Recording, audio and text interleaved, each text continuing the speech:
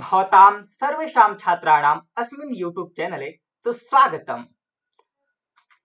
वयम् अद्य संस्कृत स्पीकिंग कोर्सस्य शुभारम्भं करिष्यामः। प्रथमः पाठः। अस्मिन् पाठे वयं 25 शब्दाः प्राप्स्यामः। 1 संज्ञा सर्वनाम शब्दाः व अर्थात संज्ञा या फिर सर्वनाम शब्द। ये देखिए यहाँ पे कुछ शब्द हैं, फिर से दिखाता हूं मैं आपको। ये देखिए सह, वह, तो, वे दोनों, ते वे सब, भवान आप, ये ब्रैकेट में है पुल्लिंग के लिए, भवती आप, ये ब्रैकेट में क्या लिखा हुआ है स्त्रीलिंग के लिए, रामः राम, ईश्वरः ईश्वर या फिर स्वामी। तो देखिए यहां पे हमने संज्ञा और सर्वनाम शब्द सीखा और ये साथ साथ आई होप आपको वीडियो में दिख भी रहा होगा। और यदि आप शब्दों को याद करना चाहते हैं तो आप इसको पहले वीडियो को पॉज करें और शब्दों को नोट करें ताकि आगे आपको कोई कठिनाई ना हो। आगे चलते हैं। देखिए बालकः, बालकः पे इस समय कर्सर है। बालकः मतलब होता है लड़का। मनुष्य मनुष्य, नरः मनुष्य।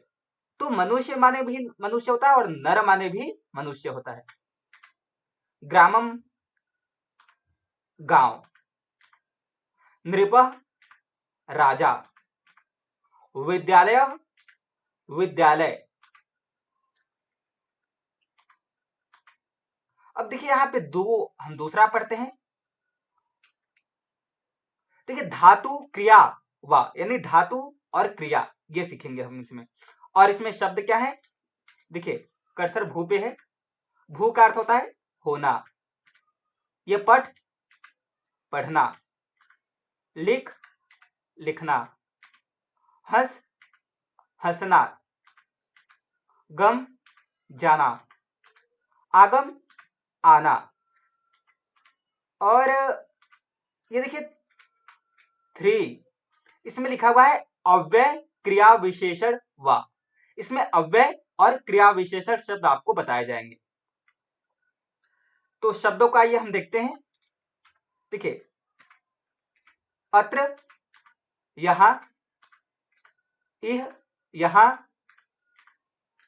यत्र जहां, तत्र वहां, कुत्र कहां, क्व कहां। अब देखिए रामः विद्यालय अर्थात राम से विद्यालय तक के रूप किसके समान चलेंगे, राम के समान चलेंगे। देखिए है ना, ये रामः विद्यालय अर्थात राम से विद्यालय तक के रूप एक समान चलेंगे। अब देखिए अब हम यहाँ पे सीखते हैं व्याकरण। व्याकरण लट लकार परस्मय पद और कर्तृवाच्य को सीखेंगे, है ना। देखिए ओ सॉरी,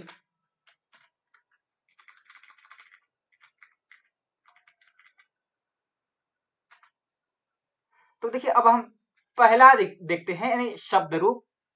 इसमें है राम। राम का प्रथमा विभक्ति क्या चलता है, देखिए रामः रामौ रमा। और ये देखिए प्रथमा कर्ता होता है यानी प्रथमा में क्या होता है कर्ता। देखिए अब संक्षिप्त रूप इसमें क्या लग रहे हैं अह औ आह। यानी ऐसे ही संक्षिप्त रूप लगा के बहुत सारे रूप बन जाएंगे। जैसे बालक यानी विद्यालय तक के जितने भी शब्द थे वो सभी बन जाएंगे। अब देखिए देखिए रामः रामौ रामान द्वितीय कर्म, यानी द्वितीय में क्या होता है, कर्म होता है। और इसका देखिए अकारांत पुल्लिंग, और इसमें संक्षिप्त चिन्ह क्या लगते हैं, अम, औ, आन। देखिए अब यहाँ पे धातु को सीखते हैं हम। पहले हमने बताया था आपको क्रिया दूसरे नंबर पे है और पहले नंबर पे संज्ञा या फिर सर्वनाम था, इसको हमने देखा। अब देखते हैं धातु रूप। तो देखिए यहाँ पे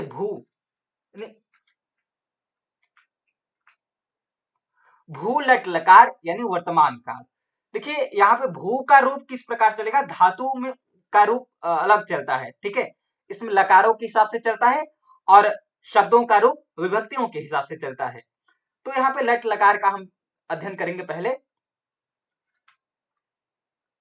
देखिए भवते भवतः भवंती, यहाँ पे लिखा गया है प्रथम पुरुष। तो पुरुष कितने प्रकार के होते हैं, पुरुष 3 प्रकार के होते हैं, प्रथम पुरुष, मध्यम पुरुष और उत्तम पुरुष। तो यहाँ पे लिखा गया भवती भवतः भवंती, प्रथम पुरुष। और देखिए संक्षिप्त रूप क्या लगते हैं इसमें, अति, अतः, अंति।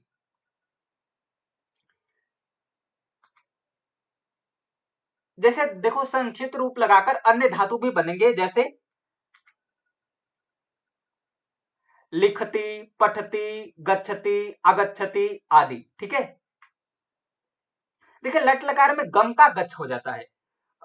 लट लकार, लोट लकार, लंग लकार और विधिलिंग लकार में इसमें गच्छ हो जाता है और लिट लकार में गम रहता है। अब देखिए हम नियम के बारे में थोड़ा जान लेते हैं। पहला नियम क्या होता है कि कर्ता के साथ हमेशा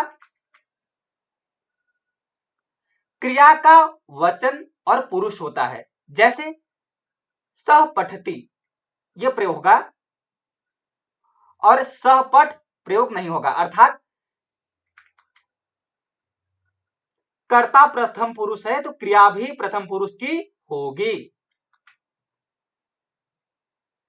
देखिए नियम दूसरा, यानी दूसरे नियम को हम पढ़ते हैं अब। भवत के साथ हमेशा प्रथम पुरुष आता है। और प्रथम पुरुष हमने क्या पढ़ा था, भवती, भवतः, भवंती। पुरुष 3 प्रकार के होते हैं, प्रथम, मध्यम, उत्तम, मैंने आपको बताया। और देखिए अगला नियम है कि तीनों लिंगों में धातु का रूप समान होता है। ये आपको याद रखने चाहिए और इसको आप कहीं नोट कर लें। देखिए आगे क्या कहा जा रहा है कि कर्ता में प्रथम होती है और कर्म में द्वितीय।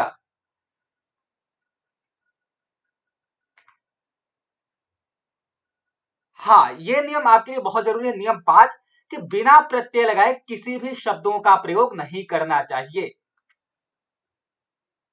जैसे राम पठती ये प्रयोग होगा, राम पठ नहीं प्रयोग होगा, क्योंकि पठ क्या है, मूल शब्द है, ठीक है।